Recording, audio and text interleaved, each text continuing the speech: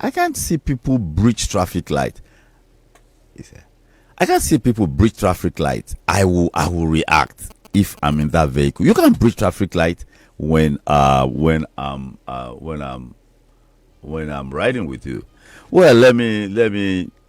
Hello, Mr. Baleji Kwadesumbo. Hello, good morning. Good morning, Mr. Baleji Kwadesumbo. A good morning to you. Thank you for joining us virtually this morning on Almonds Headliners. Thank you for having me. Yes, the big question is, we go to Rivers right away. 6 commissioners resigned from Fubara's government. In fact, there's a report that says 11. And of course, the factions, the 27-man faction and the 26-man faction and the 5-man faction. The 26-man faction met yesterday for plenary at the auditorium of the assembly quarters after the demolition of the main chambers by Governor Fubara. What are your thoughts on this? It's nothing but power tussles, and all the intrigue just being a river had its root in the fact that the structure of the ruling party in the state is divided, and between the governor and the minister of FCP. So that is why camps that are people that are loyal to either of them are taking sides. And as far as we are seeing so far, the minister's side seems to be the more popular. But the popular with who? Popular with the party or popular with the people? In terms of majority. It's not about the people, it's about the interests of each of the camps. Okay, this is not about the people, not about the people of Rivers. If it's about the people of Rivers State, they will all have been on the same page. But it's not about the people, it's about the control of the resources of Rivers State. That is what it's about. In whose interest? In the interest of those who are there, in the interest of both the governor is trying to build the camp for himself. You know, I've always told you that the way parties are structured in Nigeria, the governors are so powerful, especially within the PDP structure. So the party is weak, and that's why the leadership of the party does not have control over what is going on. Ordinarily, they are supposed to have invited both of them, call them to order, and make them to fall in line. But if that is not happening, that is to tell you that what? The governors are stronger than the party. That is the structure on ground. And unfortunately, Wike is no longer the governor and is yet to come to that reality. So he's also holding a very powerful office. But the fact remains that the state level is controlled by the governor of the state, and which is a new man. Now, it's taking so many dimensions, and ethnic issue has come into it, because Fubara will be an Ijaw man, the first to rule the state. And of course, Ijaw nation all over the south region are already gathering and rallying support behind the governor, trying to put what is it called, to cut the excesses of the minister. But I'm yet to understand the stake of the Hodili family in all of this, because the unnecessary violence is putting a very big question mark, and you don't really know where or which camp that the Hodili family belongs to. Then there's another group, the militant group, the cult guys, who are the foot soldiers that really run the show when it comes to electioneering and campaign. And violence. Yes, these are the guys too that will really determine the state of peace in that environment. But now they are keeping quiet. Probably they are still getting their own cut. But in all, I think it's better both of them are reconciled, because by the time the crisis will escalate, we may have a state of emergency being declared in Rivers, holding on to the fact that UK is close to the president, and if you cannot impeach the governor through the assembly, he might remove the governor through a state of emergency. Now, the governor appended his signature to an appropriation bill passed by 5 members of the River State Assembly. after the seats of 26 were declared, or is it 26 or 7, were declared vacant by the factional leader of the assembly that is in support of Fubara. And the past date, in one day, it is a record in this country, the past date. And opinions are divided about regarding the validity of this. Is this valid? It is valid because there are precedents to development like that. We've had in this country where 6 people and a non-member impeached the governor. And of course, it had to take the intervention of the court to restore the governor. That's exactly what I mean, the validity. Well, for now, the court has given validity to those 5 people by recognizing their own speaker as the authentic speaker. And that's the reason why the governor could present the budget to the group of 5 and leaving the group of 26. But the thing is, even at that, due process ought to have been followed. They don't just drop the budget today and within 24 hours the budget is passed and is signed into law. It is a budget. It's meant to be scrutinized. By how many people? How many committees will 5 people form? If the whole of they can form a committee of whole and look at the budget together, at least play some scenario around it, not just do what will embarrass the assembly and especially the state government in the long run, because that is what they have done. There's nobody that can give them a thumbs up for what has just happened. But like I said, there are precedents to development like this. Even at the national level, you and I both remember that Senator Warabara, as the Senate President, presided over the Senate that passed the bill that decentralized the labor movement with 38 senators out of 109. So we had precedents. For more than 2 years, Governor Obaseki of Rivers State, of Edo State, governed with just 7 members of their state assembly. So when you have things like this happening in the past, we have precedents that are on ground, even though they are not good precedents. But at least some people have done it and have gone away with it. Others can also try and order to the fact that the governors, like I said earlier, are very powerful. They are extremely powerful within their state. Look at the Ondo Saga, a sick man, a dying man, he's still holding on to power. That is to tell you how powerful the governors are. And the party are very weak. And this was not how we started as a country. The parties used to be strong. And in the whole federation today, only Lagos has a strong party structure. Every other state does not have. Do we have a strong party in Lagos? We do, because the governor is still more or less an errand boy to the party leaders.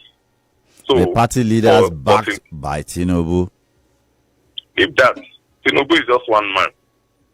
If you remember the scenario of Ambodi, it got to a point Tinubu was ready to back down. But the other people that Tinubu is using said no. And there was no way. He had to choose between that group of people and Ambodi. So he told them point blank that, well, it's not his fault. His hands are tied here. The man has to go. Now, so that tells you that we have a structure in this state that is superior to the governor. You say the governors are so powerful now. More powerful. It's not that I'm saying. It's an obvious fact that. Now, will Fubara, 6 people, commissioners resigned. Can Fubara survive this? Can he weather this? Commissioners resigning is not a big. He will appoint his own people and fill up the slots. One thing is that the main challenge Fubara is having is because he doesn't have that tentacle spread across the within the structure. He's just buying people over. So it now depends on how many people he can buy within a short period to really get hold of the power. And he needs to do that very fast. But I will advise against that. The right way to go is to persuade his predecessor and make peace with him, because if he goes that route, the full soldiers will be unleashed and there will be violence in the state. And the violence will create a room for the removal of the governor through a state of emergency. That is a dangerous proposition. And because at the end of the day, this is not in the interest of the Rivers people. It has never been in the interest of the Rivers people. It is all about the control of the resources of the state. Too bad. Yes, let's move over to Ondo State. Ayedatiwa takes over as acting governor, and he says, "I am for peace." Ayedatiwa declares after resumption of office.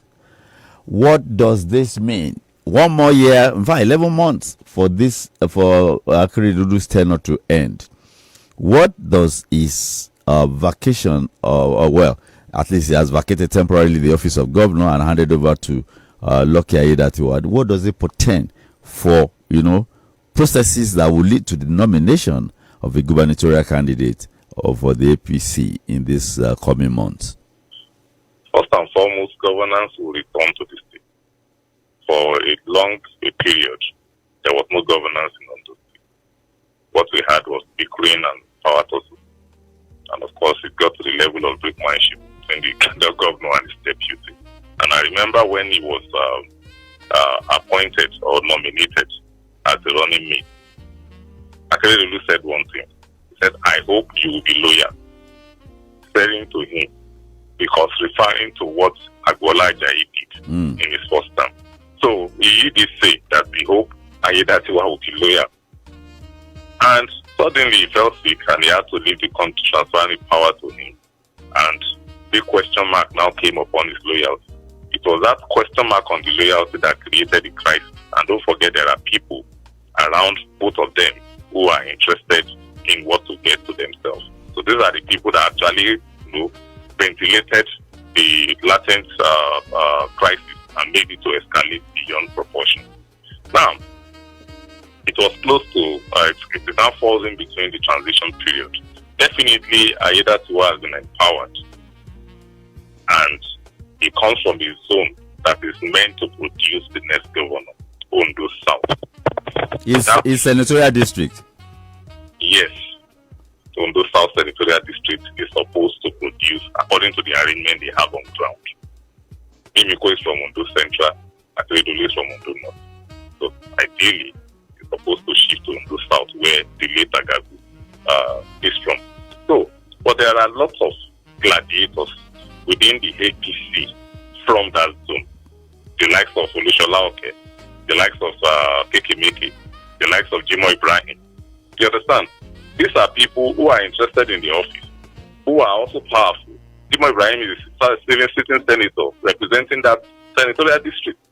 So all these people are powerful, they are influential within the state, they have connection at the national level, and within the party too, they are also influential. So he has these people to contend with, first of all, more than any other group of people within the state. So that will be the dilemma of the deputy governor. Perhaps he has been told that, well, just go and serve as the acting governor, you have become governor. Forget about the next campaign. We don't know that yet until nomination form have been picked up. If he should pick up the nomination form, then we are in for a very serious intrigue. Do you think the man is going to go away quietly after sitting, after occupying the driver's seat and wielding such power and influence? There is no likelihood that Rotimi Akeredolu will return before the party primaries and processes are concluded. Do you think the man? That is in the hand of God. The miracle might happen. In the hand of God? Yes.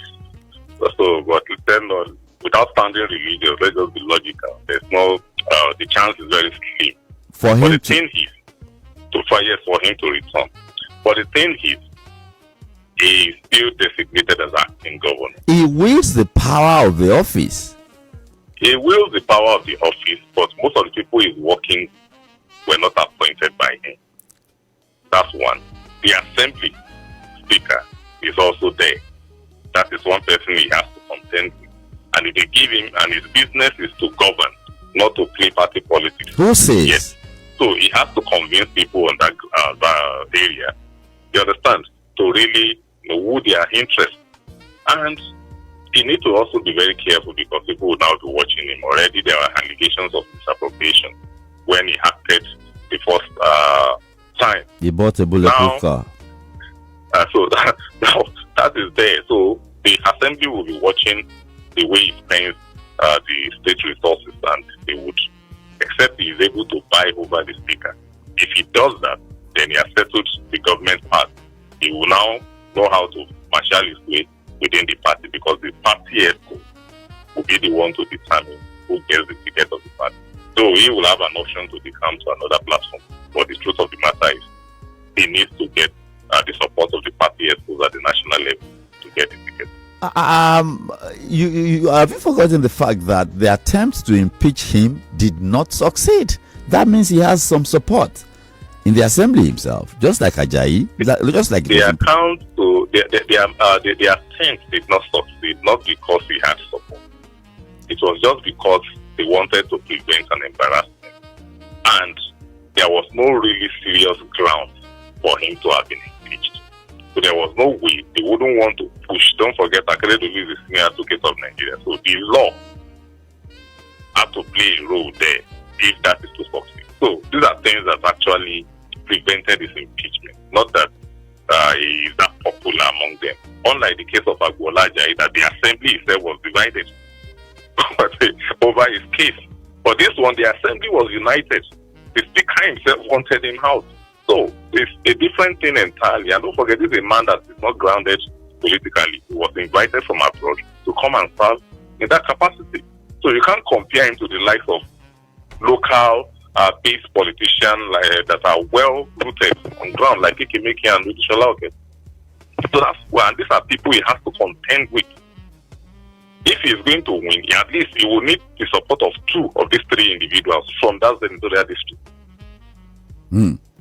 Okay. And if he knows his onions, those are the people he should really target. They are the ones that will sell his candidature to the national escort.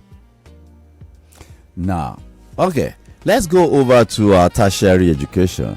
It is in the news this morning that, of course, parents, guardians, and students laud the federal government for exempting tertiary education from IPPIS. Remember the controversy IPPIS generated, and lumping tertiary people with the main civil service and all of that, and now they have been exempted from the IPPIS palaver. How would that enhance the processes in our tertiary education? First of all, when I had the development, I said, well, victory at last for us, because ASU fought that with everything they have gotten, and now they have won. The main reason why they have won is that the president upon inauguration said, even when he was campaigning, that ASU strike would be a thing of the past. Now, how do you prevent ASU strike? You pacify ASU.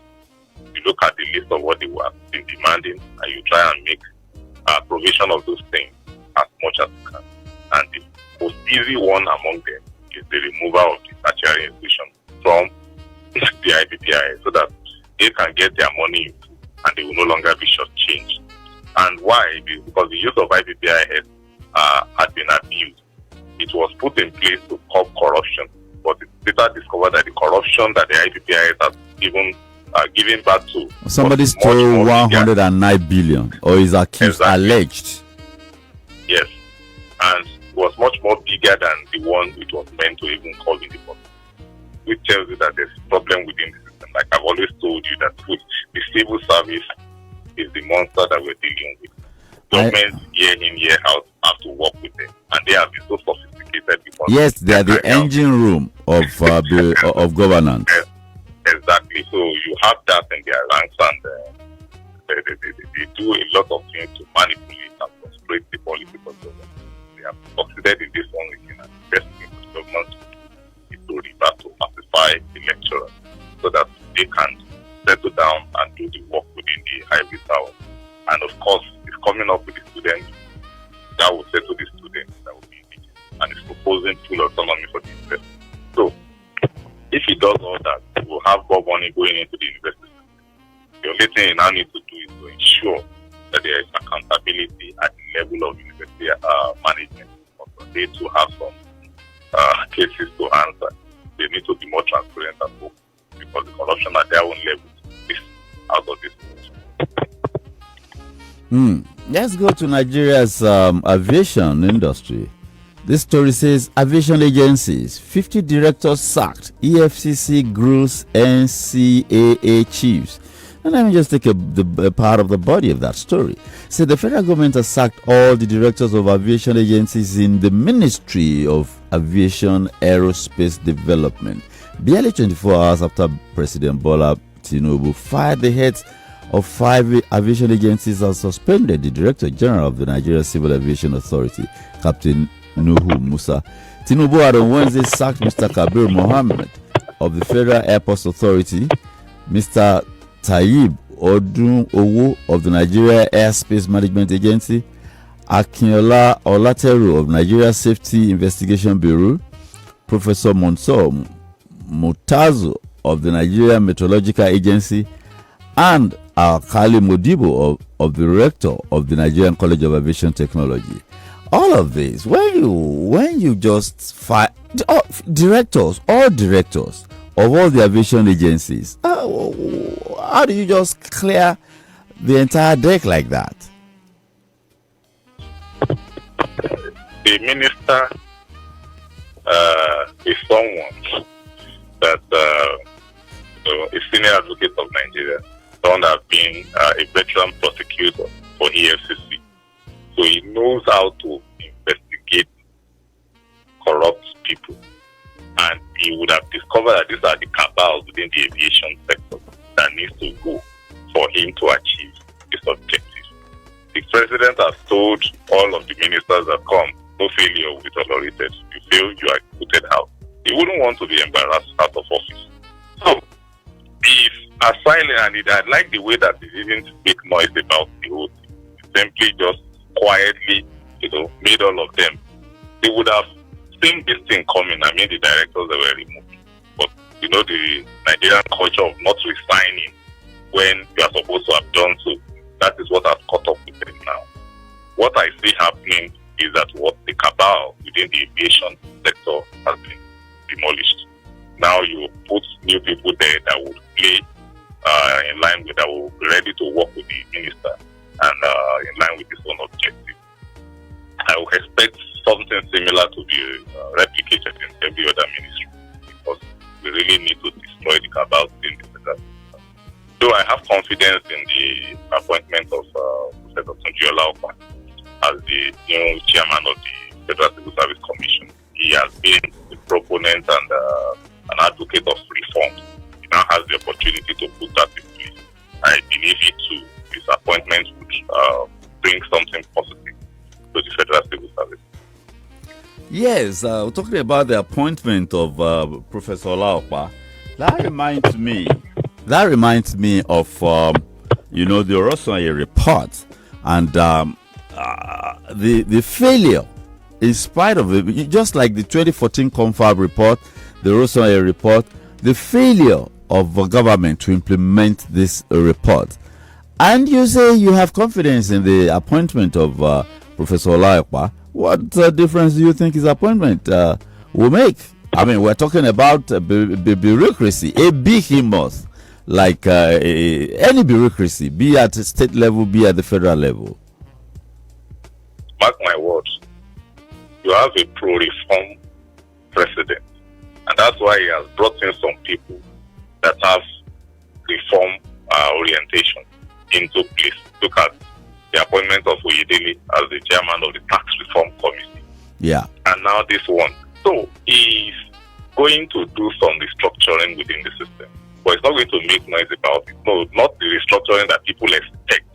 He may get there eventually, but he has to start from within, because these are people that will not make anything to work, and they are the ones that have not been making things to work. Because we hear of huge amount of assets. They are the ones that prepare the budget of the ministry, and we keep complaining about this budget, especially the overhead, the recurrent expenditure being higher due to overhead and all manner. You can imagine the Minister of Industry, Trade and Investment wanting to spend R1 billion on just a single trip. R1 billion on a single trip. Who are those that prepared the budget? These are the people that prepare the budget, and we need to really look on how to get some of them out of this system, so that you put in fresh people that would run the system. They are too overbloated, and that is the truth. Let me take this story, and of course it has to do with corruption. It is the Punch newspaper. It says most corruption cases rooted in procurement process. That is coming from the National Assembly, the House of Rep. And let me read the story. It says the chairman of the House of Representative Committee on Procurement, Uyime, has said most corruption cases in the country are perpetrated through the procurement process. He said the 10th National Assembly had therefore decided to amend the Public Procurement Act. Idem disclosed this on Thursday when officials of the Bureau of Public Procurement appeared before the committee to defend its 2024 budget estimates. The National Assembly is working on the amendment of the Public Procurement Act of 2007 to reflect present-day realities and to meet best practices.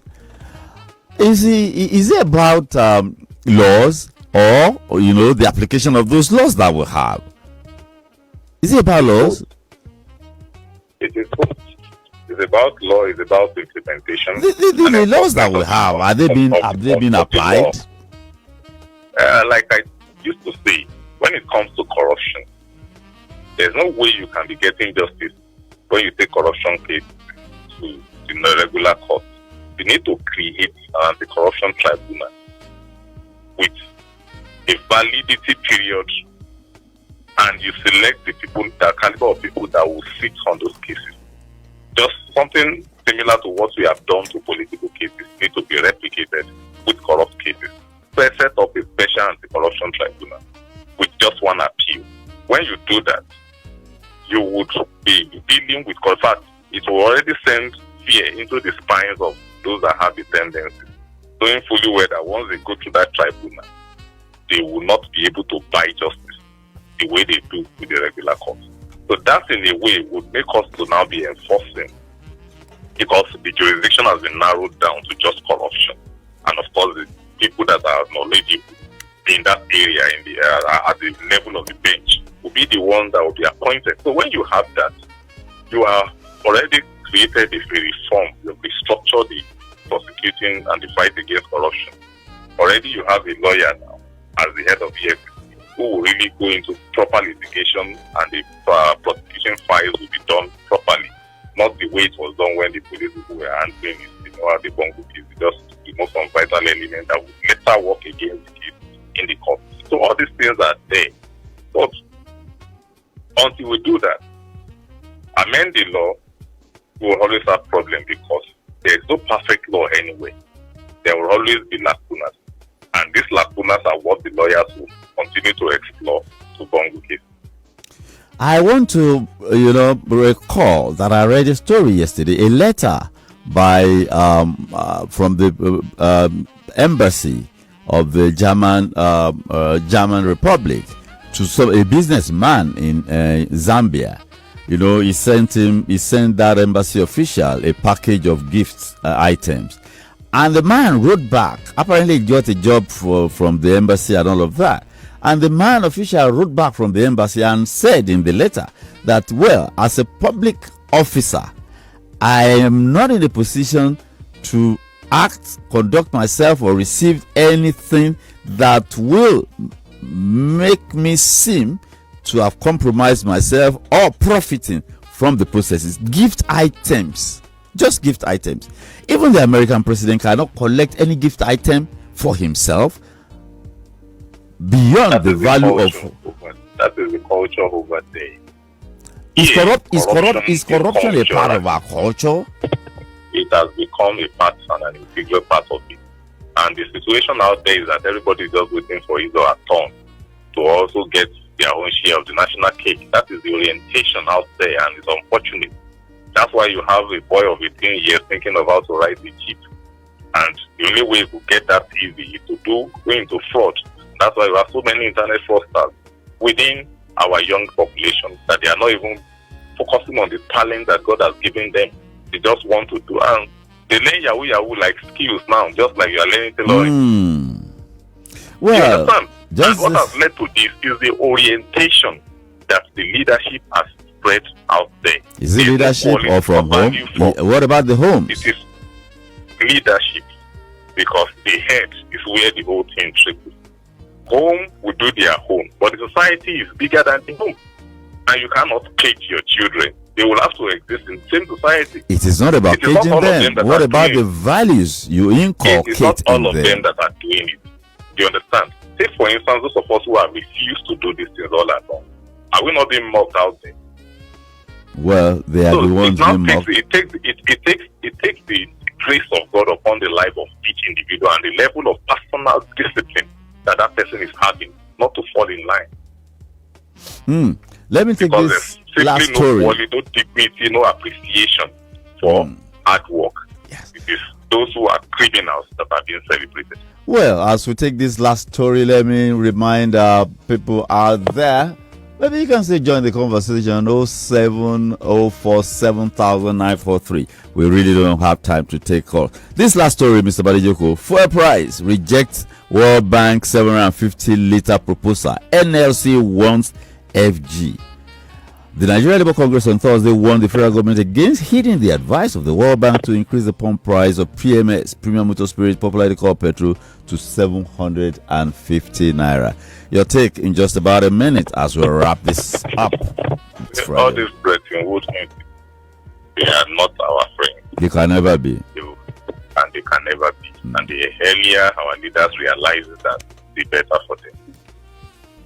It is not their business to tell us how to run our country. There is hardship in the land because of the current price, and you are advising they increase it and create more hardship. And if the government fails, you will be the one to say they have democracy has failed. You can, or if the military should come over now, you will now be saying no, that is not recognized. Meanwhile, you are promoting an enabling situation for them to come in.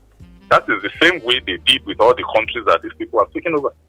So they should keep their mouth shut, and our government too, if they would just do something serious about corruption, because the money that is being stolen is damn too much. This money can be used to develop this nation.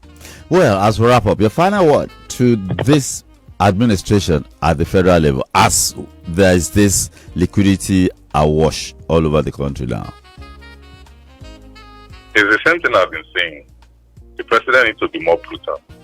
There are people that seems to be untouchable. You need to touch them if truly you want to achieve anything. Touch and crush them. Yeah, thank you very much. On that note, we wrap up Almonds Headliners edition this Friday morning, 15th day of December year 2023. Mr. Badejoko, thank you so much for joining us virtually this morning as we did an analysis of the headlines from Nigerian newspapers. Do have a splendid weekend. God bless you. Well, our listeners and viewers, wherever you may be located, thank you for joining us on Almonds Headliners this morning. It's been Ayodeji Ajishokwe presenting. God bless.